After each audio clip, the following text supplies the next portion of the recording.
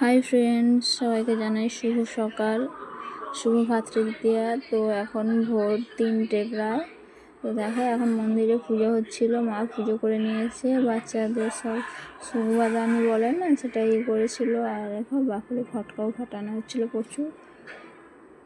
তো সেই ফটকার কিছু মুহূর্ত আমি তোমাদের সঙ্গে শেয়ার করলাম। আমার তো এবছর ভাতৃদ্বিতীয়া হবে না, কারণ যেহেতু মা এই 3 মাস, এই 5 তারিখে 3 মাস হবে এক ফুল।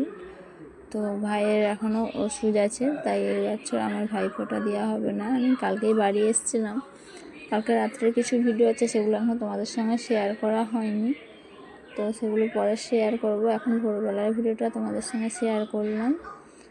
দেখো ফটকা, বাবুরা সবাই ফটকা ফাটাচ্ছে, সুতুবড়ি জ্বালাচ্ছে প্রচুর।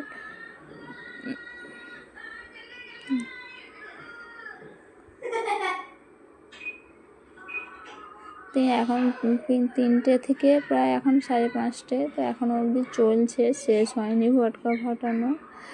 আর লাস্টে একটা ফানস ছিল, তো সেই ফানসটাকে জ্বালানো হয়েছিল। ফানসটা তুলতেছে, বারবার হয়ে যাচ্ছে। যাই হোক, শেষ পর্যন্ত তো একটা তারে দিয়ে আটকে গিয়েছিল।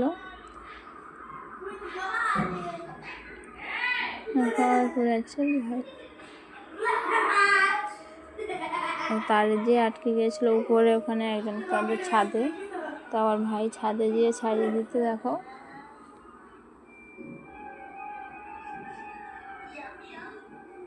উপরে উঠে গেছে, অনেক দূরে চলে গেছে।